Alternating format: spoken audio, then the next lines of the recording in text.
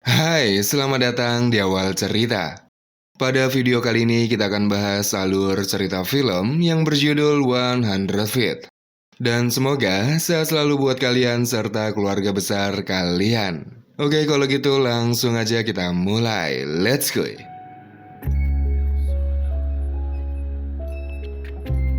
Diawali dengan seorang wanita bernama Marni yang sedang menikmati indahnya pemandangan dari dalam mobil. Hal itu dikarenakan Marni baru saja keluar dari penjara setelah sekian lama di penjara. Namun Marni harus menjalani sisa hukumannya sebagai tahanan rumah. Yang diketahui, Marni di penjara karena telah menewaskan suaminya sendiri yang bernama Mike. Dan saat ini Marni diantar pulang menuju rumah tempat di mana Marni menewaskan Mike, diantar oleh seorang detektif bernama Seng yang selalu bersikap kasar kepadanya.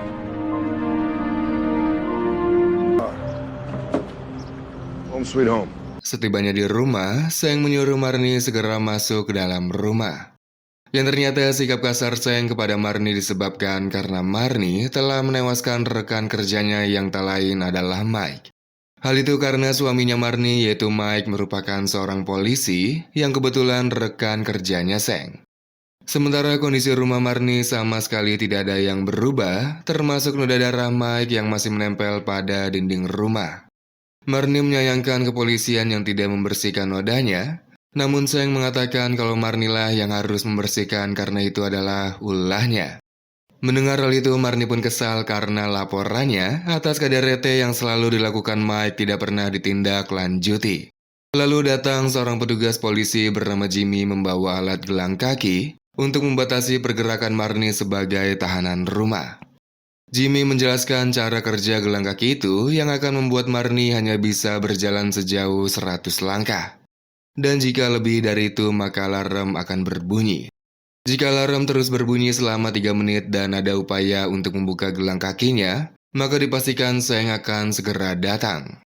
Lalu Seng mengambil kunci gelang kakinya sembari mengancam Marni, kalau melanggar aturan tahanan rumah, Marni akan kembali ke dalam penjara. Di mana satu pelanggaran maka masa hukumannya bertambah 10 tahun. The base unit comes with its own power source. So even if Yang akhirnya, Marni seorang diri di dalam rumah setelah Seng dan Jimmy pergi. Hal pertama yang Marni lakukan adalah mengecat dinding yang terdapat noda darah, dilanjutkan dengan menyingkirkan semua foto dan barang-barangnya Mike. Di mana nantinya semua barang itu akan disimpan di ruang bawah tanah. Namun sayang alarm gelang kakinya berbunyi sehingga Marni memilih untuk melemparnya saja. Setelah itu barulah Marni bersantai sejenak dengan berendam di bathtub. Sebagai napi yang masih menjalani hukumannya menjadi tahanan rumah, Marni dijauhi oleh para tetangganya. Bahkan kakaknya sendiri juga ikut menjauhi dirinya. Hal itu karena ibu mereka selalu membela Marni mati-matian dan juga mewariskan rumah itu kepada Marni setelah bebas dari penjara. Namun untungnya Chandra yang merupakan sahabatnya selalu ada untuk menghiburnya walaupun hanya melalui sambungan telepon. Lalu ketika malam datang, Marni harus mengandalkan lilin sebagai penerangan di rumahnya karena petugas PLN setempat tidak akan datang selama akhir pekan. Yang tak lama, lilin itu mati seketika. Marni pun segera menutup jendela karena mengira hal itu akibat hembusan angin dari jendela yang terbuka. Namun anehnya setelah menutup jendelanya, tiba-tiba saja lilin kembali menyala seperti sedia kala. Lalu ketika Marni hendak tidur, ia dikejutkan dengan munculnya seekor kucing, yang akhirnya kucing itu menjadi sahabat Marni di tengah kesepiannya. Namun tak lama Marni mendengar suara langkah kaki. Lantas ia segera menghampiri sumber suara yang ternyata berasal dari seorang gelandangan yang masuk dalam rumah melalui jendela ruang bawah tanah. Kemudian keesokan paginya, Marni yang tidak mempunyai stok makanan untuk sarapan, akhirnya mengandalkan layanan pesan antar. Yang tak lama kemudian, sang kurir datang di mana kurirnya masih muda dan good looking. Hal itu pun membuat Marni yang kesepian mendadak salting. Sebelum berpisah, mereka sempat berkenalan di mana kurir itu bernama Joy, dan Marni meminta Joy untuk mengantarkan makanan untuknya secara rutin.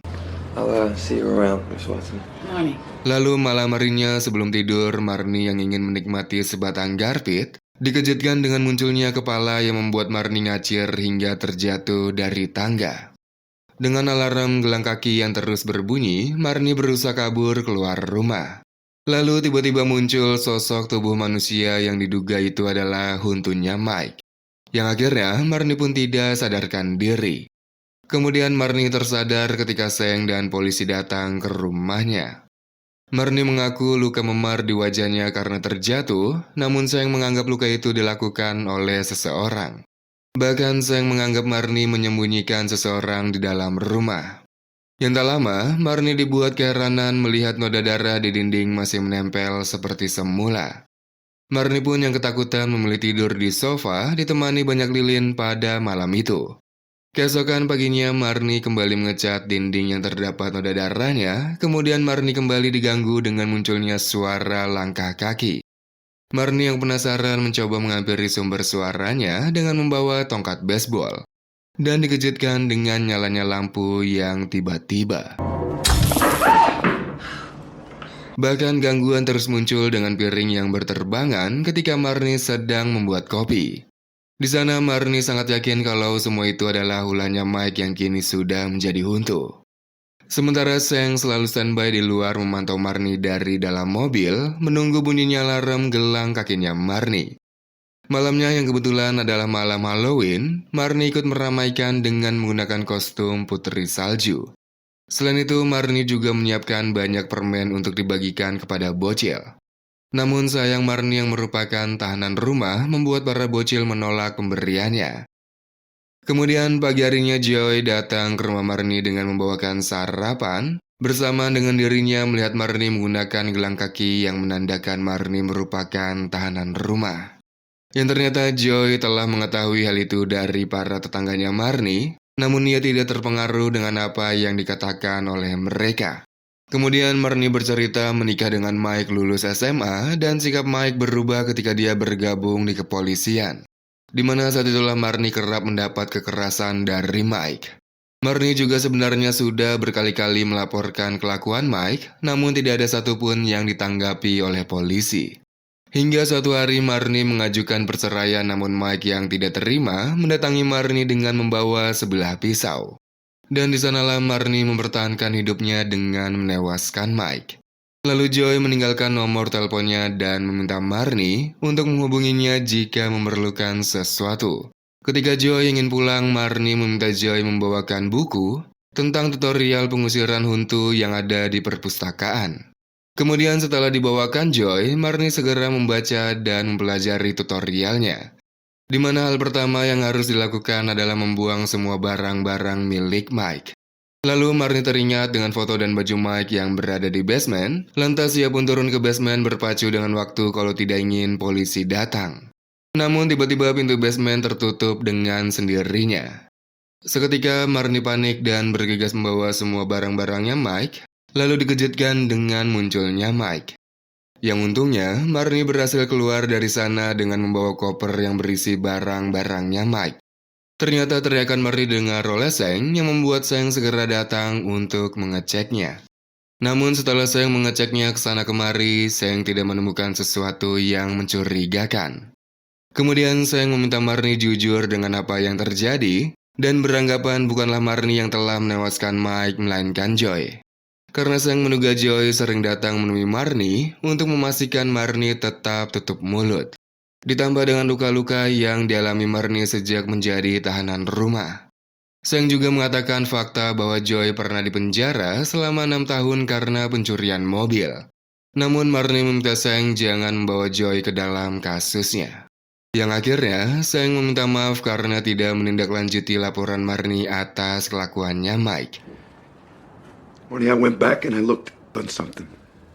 But Marnie, he was my partner. Lalu Marni mengakui bahwa luka yang dialaminya adalah perbuatannya Mike yang kini telah menjadi huntu. Mendengar itu, Seng tentu saja tidak percaya dan menganggap Marni sudah ODGJ. Lalu setelah Seng pergi, Marni yang melihat truk sampah di depan rumahnya segera berlari ke sana untuk membuang barang-barangnya Mike. Lalu Marni dengan sengaja membuang cincin nikahnya dengan Mike di wastafel berniat untuk menghancurkannya. Namun karena cincinnya tidak juga hancur, Marni mengambil kembali cincin itu Dan tiba-tiba Mike menarik tangannya Marnie yang untungnya Marnie berhasil menghentikan mesin penghancurnya. Ditambah dengan Marnie juga melihat dindingnya kembali seperti semula. Marnie segera mencari barang-barang Mike yang mungkin masih tertinggal, dan tanpa diduga Marnie menemukan sebuah lorong di bawah lantai kamarnya. Marnie pun menyusuri lorong itu, hingga akhirnya menemukan kantong kresek hitam yang besar.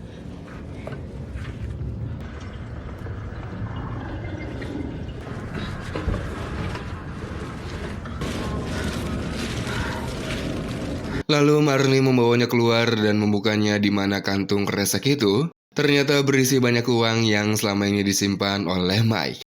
Kemudian Marnie mengundang pendeta datang ke rumahnya dan memberikan semua uang itu kepadanya. Setelah itu Marnie kembali melakukan tutorial pengusiran hantu dengan mengelilingi rumahnya.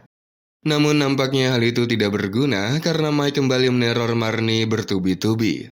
Hingga akhirnya Marnie yang sudah tidak tahan membuat dirinya sudah tidak takut lagi dengan Mike, bahkan menantangnya. Lalu setelah kondusif, Marnie menelpon Joy untuk menghiburnya. Namun Joy yang melihat adanya kesempatan dalam kesempitan, inisiatif menawarkan dirinya datang untuk menemani Marnie. Sweet dreams. Walaupun Marnie sudah menolaknya, Joy tetap kekeh datang ke rumahnya Marnie, di mana hal itu membuat Marnie terkejut melihat Joy sudah berada di depan rumahnya. Dengan cuaca yang hujan, Marnie yang tidak tega melihat Joy kehujanan, ditambah dengan dirinya yang kedinginan akhirnya mengajak Joy masuk dalam rumahnya. Dan saat itulah Marnie bermantap ria dengan Joy yang sedari awal menginginkannya. Namun mereka tidak menyadari di tengah kegiatan mereka, ternyata Mike berada di atas plafon menonton mereka. Keesokan paginya, Mike yang murka akhirnya menewaskan Joy dengan sangat mengenaskan.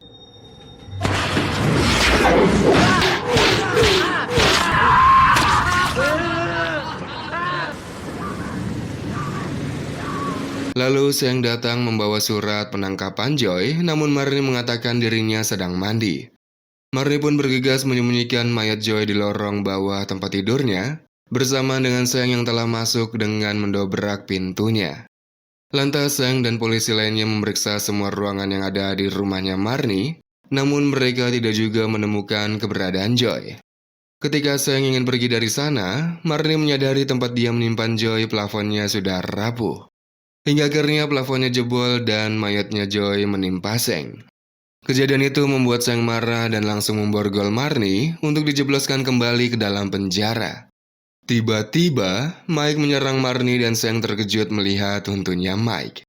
Seng yang ingin melindungi Marnie tanpa sengaja malah menembak tabung gas yang membuat api mulai menjalar dan Mike mengurung mereka di dalam basement.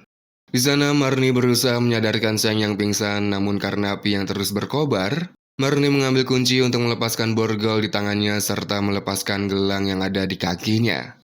Lalu, Marnie mencari jalan keluar dan berusaha membuka jendela basement. Akhirnya Marnie berhasil keluar sementara Seng yang baru sadarkan dirinya membuat Marnie kembali masuk dalam menyelamatkan Seng. Namun ketika mereka ingin keluar, Mike menarik Marnie saat Seng sudah berada di luar. Di sana Marnie berusaha melawannya dengan tongkat baseball yang nampaknya sia-sia. Hingga akhirnya Marnie yang sudah tidak tahu lagi harus berbuat apa, melepaskan cincin nikahnya dan melemparnya kepada Mike. Yang ternyata selama ini yang diinginkan Mike hanyalah cincin nikahnya. Lalu Marnie pun keluar dari sana dan Seng menyuruh Marnie segera pergi, di mana Seng menjaminkan dirinya untuk kebebasan Marnie. Tamat. Oke, jadi kurang lebih seperti itulah alur cerita film kali ini. Semoga kalian terhibur, sampai jumpa di video berikutnya.